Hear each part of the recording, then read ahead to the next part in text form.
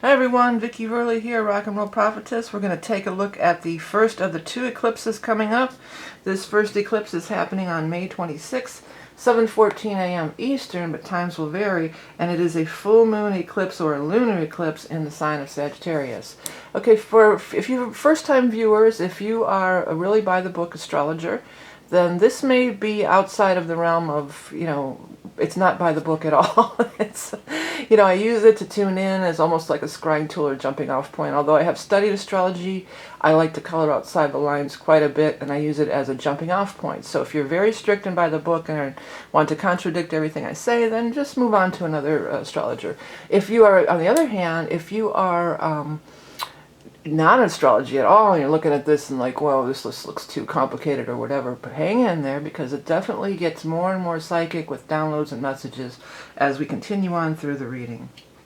Okay, so this is it, the first of the two eclipses. It's the moon with the south node at 5 and 10 degrees respectively, and then we have the sun with the north node at in Gemini. So it's the Gemini Sagittarian aspect or axis that we've been looking at for a while.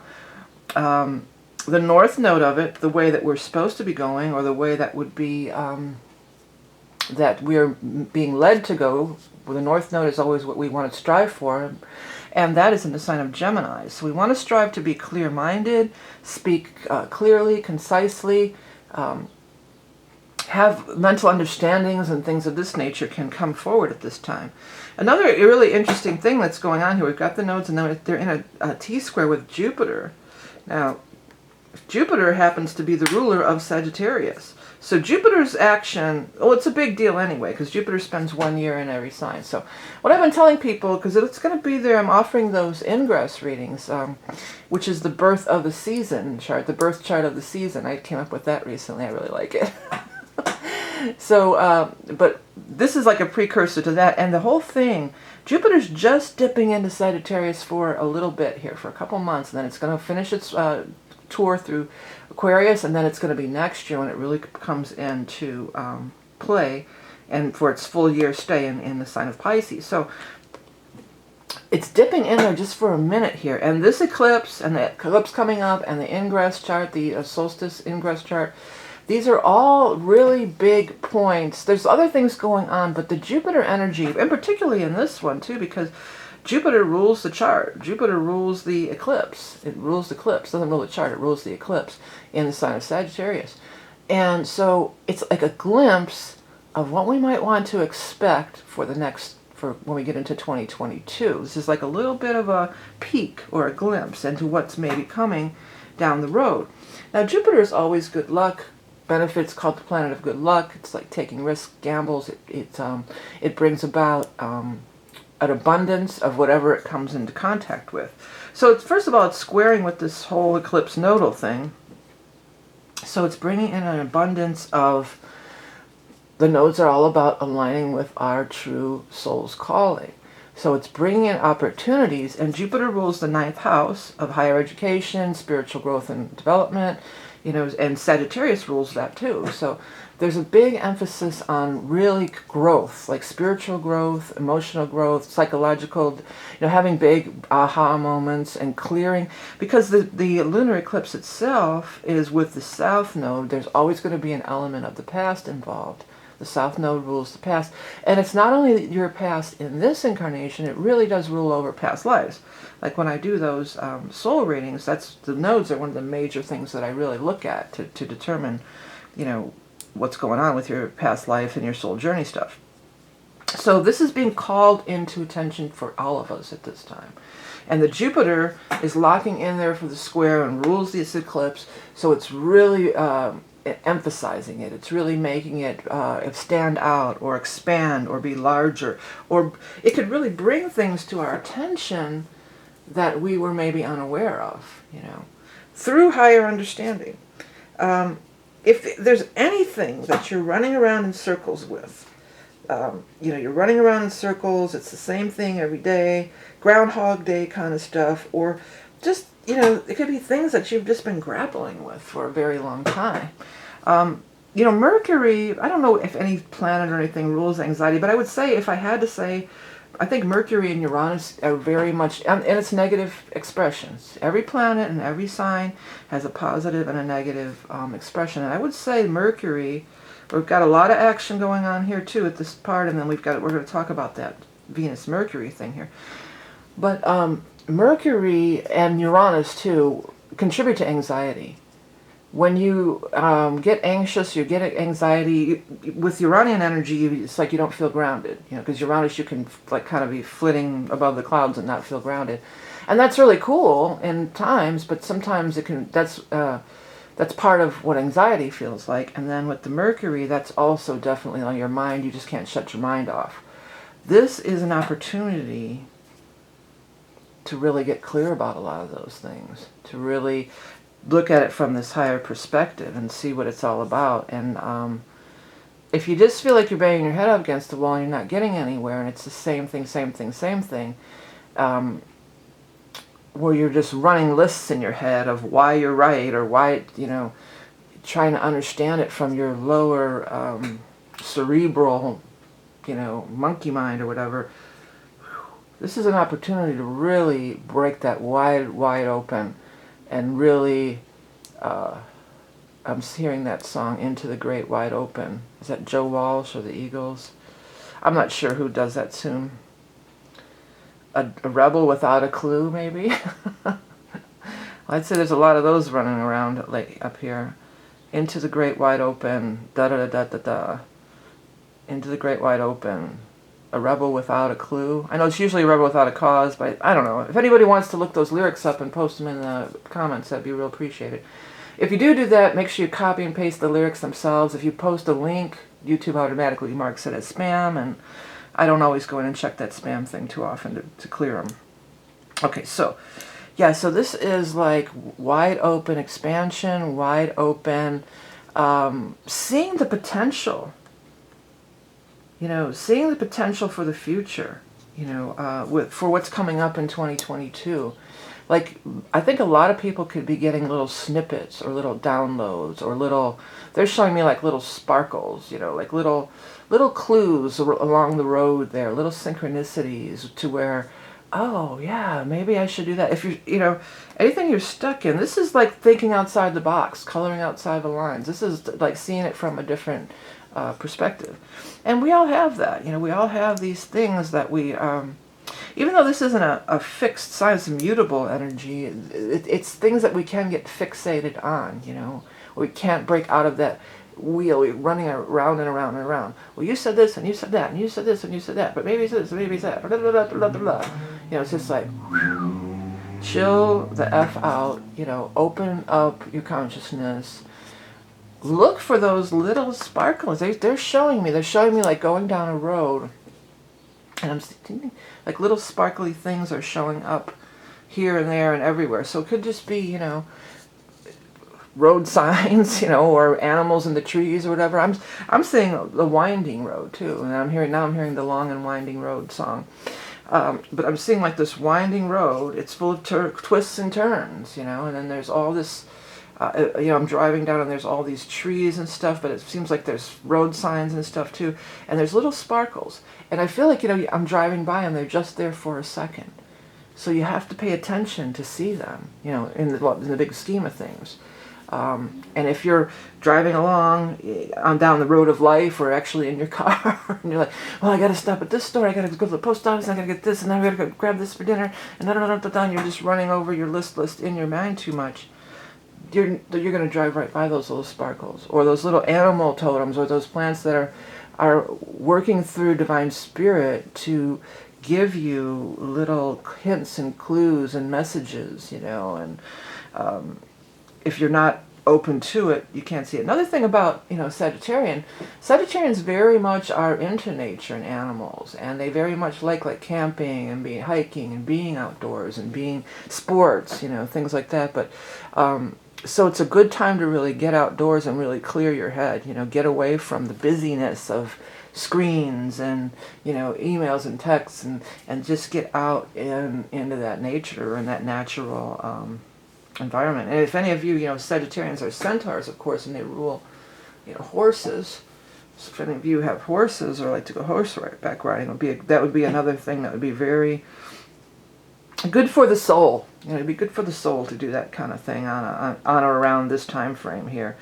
Eclipses always, the full moon eclipses, they always eclipse something out of your life. But what's being eclipsed out of your life doesn't have to invoke fear, like, oh, I'm going to lose something. Oh, maybe you're going to lose some stress, or maybe you're going to lose some thing that is a burden to you. And that's how you can, like, if you want to do some, you know, candle lighting or whatever kind of you know, prayers or rituals that you might want to do, because this is a powerful time to do those types of things.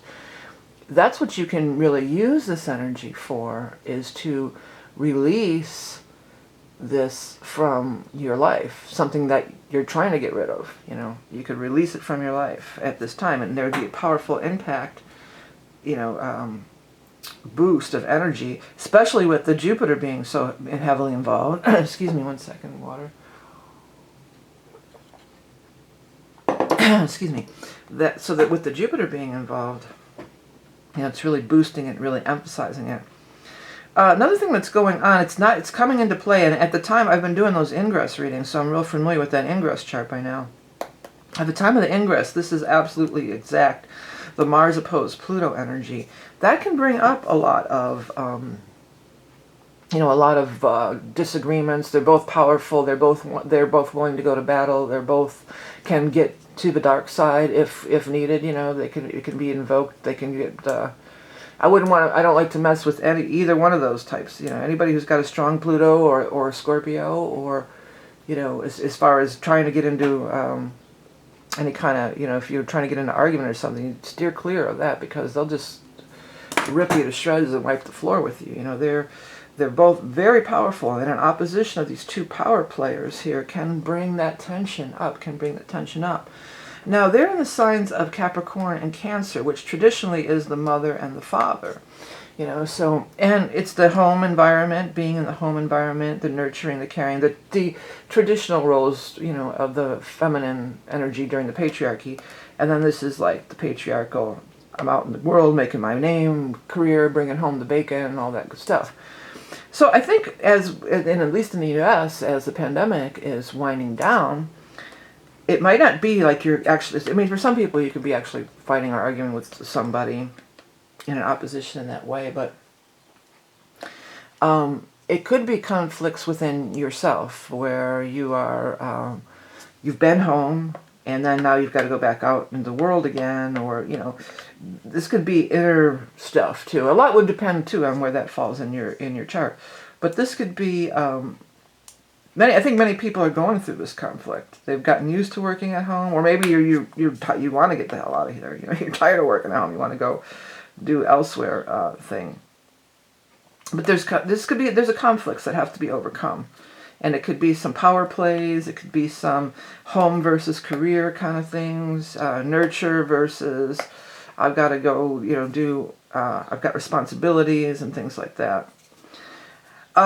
We do have this Venus-Mercury in Gemini too, so that's really adding some nice energy. That's also like in conjunct with the Pluto and squaring with the Neptune Palace over here. You know, this Neptune Palace and Venus-Mercury, these are some breakthrough moments. And sometimes eclipses will eclipse things out of your life, or clear the fog. It'll remove what's ever in the way of you actually getting those downloads and getting that information. And with the Palace conjunct the Neptune, this is absolutely a time for many downloads, you know, big time downloads of information, of solutions, of spiritual awakening is very strong throughout this whole chart, because Sagittarius in 9th house can, you know, definitely be connected with that. But this is squaring up with this Venus-Mercury too. So, you know, Palace is ideas. Neptune is tuning into spirit. So tuning into spirit and getting those ideas or solving those problems. That channel, Neptune's a channel open, but sometimes it's just an open door to, like, you know, you're just standing, you know, you open the door of Neptune and it's just a bunch of whatever, you know, psychedelic images, and it's real, it's so far removed from our from the Gemini energy that we just can't, It's just like, wow, I had this crazy dream, or, you know, I was looking at the cloud. You know, it's just like kind of out there. It's not necessarily easily to be, always easy to harness and bring down to the 3D reality. With the palace energy, though, that's going to aid in that tremendously. You know, the palace is those brilliant ideas and everything. And then Mercury Venus is a very similar vibration. Mercury used in the, you know, with the Venus energy is, you know, creativity off the hook. Any writers out there, I know I have a lot of, you know, artists and musicians and writers that watch, creative people that watch my videos. So you guys are going to be rocking out with this stuff. You can really harness this energy. And, you know, another thing that just came to me with the South Node being involved, break out that thing, like that old painting or that old manuscript or, you know, script or story that you were working on or whatever that you just got so frustrated with, and you just had to say, psh. I'm seeing it's being put in the drawer and closing the drawer. It's like, I have to, you know, I can't work, you know, where you got something that where you really hit a wall with, or you really were frustrated with. You could break that out right now and really have, you know, it could just, finished. It could just all, you know, just come right through you, and just, you know, I have paintings, I have everything like that. I have all sorts, I have decks, like unfinished song, I have so many unfinished songs, you know, snippets. I used to have the box of tapes. I always, that was always, I still have it. It's in my attic. I had a cassette, one of those cassette players, and I'd start it up and put it on pause, and start playing, and then start getting songs. I'd hit the pause button so I wouldn't lose it. And like, okay, I got it. And then I'd fill up the tape with, like, you know, not a minute to 2 minute little snippets, probably not even that long. And then I'd flip the cassette over, fill up the other side, and then I'd toss the full tape into the box. And I have a box, literally a box of cassette tapes just filled up with little song snippets on both sides. And so I was like, yeah, I have to go back and go through that. And then I said, when I got a computer finally, it was like, oh, now I'll be able to go through those songs. Well, it never stops coming, you know. And then I've got, now instead of my box of tapes, I have a file folder full of MP3s or WAV files of, you know, song snippets.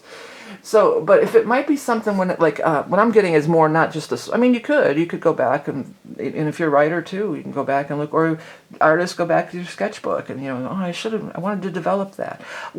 I wanted to develop that. That comes through really strong. So it could be anything. It doesn't, I'm relating it to what I'm familiar with, you know, but it could just be anything. I'm getting story ideas. Somebody has a story idea out there and you wanted to develop that. And this would be a great time.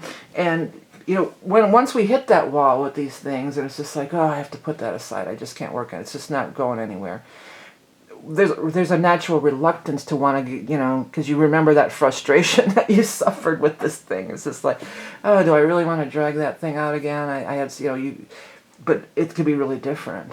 It could be really different. It could be really enlightening, really wide open. And it doesn't have to even be like that. Oh, sorry, I have cut my hand. I got a little bit of stuff on the screen. Yeah, don't stick your, PSA everybody, don't stick your finger in the electric hedge cutters.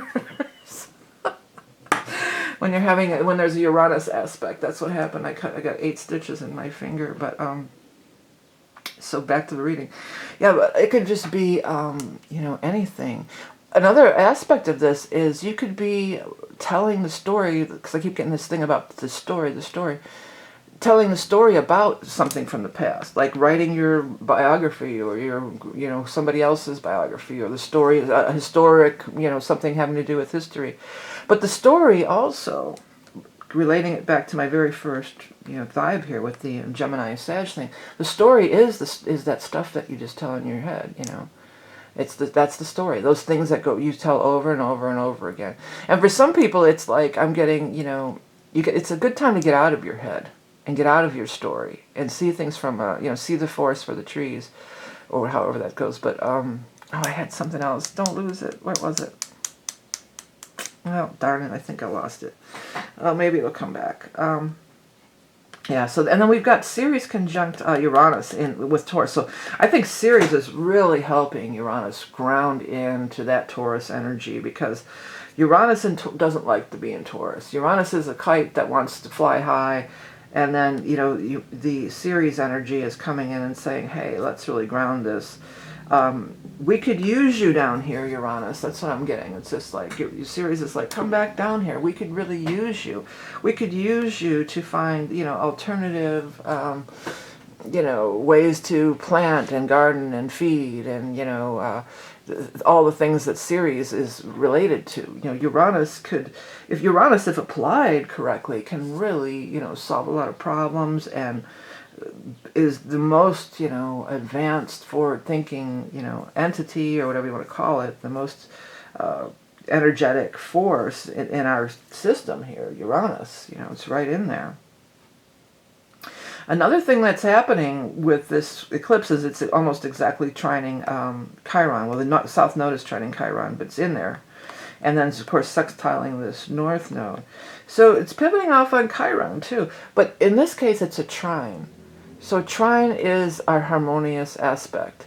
A trine is something that is harmonious, that makes things, you can find ease to it. And Chiron is no walk in the park. Chiron is some heavy energy. It's some really deep wounds. It's where we wound ourselves over and over again. It's where we beat ourselves up. It's where I think Chiron is probably, the hardest single thing to overcome in our charts. Also something that I delve into in the soul readings. So it's a heavy burden, Chiron can be, and this pathway is open with this beautiful trine energy. There's a pathway open to really get through some healing things. For some of you, if it could be like an actual physical healing, like if you're having like a health problem, they're talking about going back and looking at in the past here. With the Neptune thing too, it could be some kind of meds you're taking or something. I don't give medical advice. I'm just getting a few little snippets here, so I'm bringing them through. But I'm feeling like there's things that you took a wrong turn. Wrong turn might be a little harsh, but something happened in the past, like that skewed you off into this. Because the nodes is I always use these pencils as like an example. This is your true node, your true north, and then you just veer a little bit off the path, and then you go further and further down the road, and the gap gets bigger and bigger and bigger from where you're supposed to be. Just by this minuscule, it's like that butterfly effect. You change one thing, and then I'm seeing that something about the past for some people in healing, if you just, you got to go back. You got to go back to when it all started. Well, I guess this could be for everybody, not just medical health things, but you got to go back to where you started. That's where you went askew. That's when things went askew or went off the. That's why you're so far. If you're really far from where you want to be, it's not something that just is. It's not so much in the present. There's something you have to go back to the past, and then it's just like, oh wow, I see right then. I feel for somebody out there, there's some things with Lyme disease and ticks, like, oh yeah, we were hiking and I got bit by that tick, or maybe you didn't even know you got bit by a tick, but that could have been the whole thing that started everything. There's something from the past is the whole thing that started everything, and it's not just about ticks and physical health stuff. Could be a lot of different things, anything, whatever you're grappling with. Because I feel like this is true on a lot of different levels. They're saying, they keep showing me like things are spiraling out of control, like spinning. There was something that happened that knocked people, you got knocked off course. But it can be amended. That's the good news. It's not about dwelling in, oh God, now what? What happened in the past? Oh, yeah. Start freaking out and getting scared again. Start running that script and that story in your head. It's not about that. Or it's not even about, yeah, that asshole. I knew that doctor or that person told me that they were wrong. They, you. It's different. It's like, oh, now I see the big picture. Now I know what's really going on. Now I can take appropriate action to heal these wounds based on knowing where it came from, where it was polluted, where the they're really saying poison, where the poison was, happened. But it could be a poison, people get their minds poisoned, emotions are poisoned, where things turn sour, where the bad thing was dropped in, and why I've been stuck in this. It's all rippling out from this one moment or this one time frame, maybe.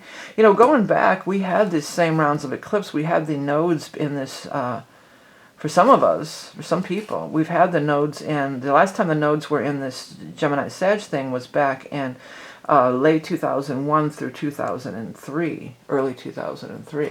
So for some people, it could even go back to even right then, what happened around that time. So something we're, maybe looking into, we're thinking about. Yeah, we got the Saturn square Uranus. This is just this ongoing thing. This is just this ongoing thing. It's not a mutual reception, but energetically it's very close because, Saturn's in Aquarius, which is the ruler of Uranus. And Uranus isn't in Capricorn, but it's in Taurus, which is the earth energy. There's this push me, pull you thing, and then you throw in the square too, and it's like one's trying to pull the other. This also is in a trine to the North Node. I like that energy quite a bit, though.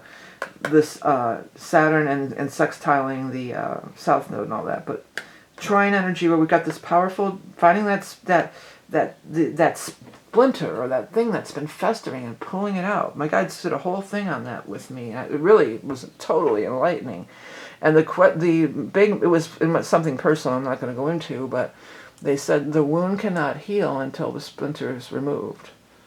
There was something that's been festering, and I didn't see it. Because sometimes you don't see it. You got a splinter, you don't see what's bothering you, Like, oh, it's a splinter. And you pull it out, and then the wound can heal. So, and in my case, it was a splinter. That's a really good analogy, but it also was a splinter in the fact that it's somebody who splinters, likes to cause problems in other people's relationships, is a splinter in that way. So that may come through for some of you. But back to this. The Saturn trining the North Node here, if you can get a handle on this is a powerful opportunity to create something that could be very long lasting. And Saturn is, a foundation that's long lasting, and then it's with the Aquarian and the Uranus, that's going to go into the future, That you're planting your on a future timeline. That's what they're saying. You can step your foot on a future timeline that can be very different from the timeline you've been on, especially if you feel like you're caught in a trap. Caught in a trap, I can't walk out because I love you too much, baby. Boy, am I off key and my voice is wobbly, but you know what song I'm talking about. Da da da da, da da da. Because I love you so much, baby. Well, if anybody knows who is that song, or put that also in the comments. But if you feel that way, I mean, this is a break free moment. It's definitely a break free moment, and that's because Sagittarius. One of the key words I always think of Sagittarius is freedom. Sagittarius is like their freedom. That's a big thing with Sagittarius.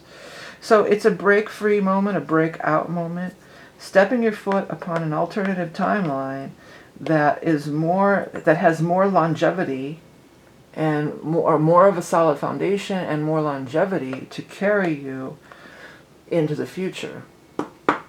A bridge between the past and the future. Always that is, when the nodes are involved. It's a bridge between the past and the future. Clean up that past. Get that splinter out so you can heal and move forward into the new millennium is what they're saying, but we're already well into it. But that's what they want to say, so I'm just a messenger here. Okay, everybody. Hey, don't forget, I am open for the solstice readings, which I'm now calling, which they are. It's the birth chart of the season.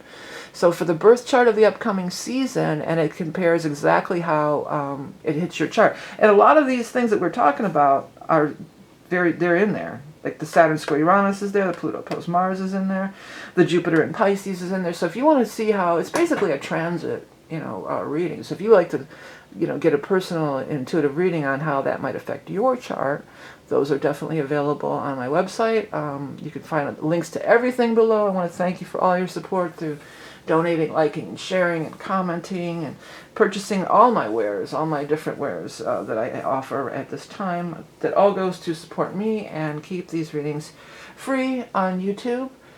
Thank you so much for supporting independent creators like myself. If you like my content, please do hit the subscribe button down at the bottom. Remember, you are love and beauty incarnate. Have a great full moon eclipse in Sagittarius, and I'll talk to you soon.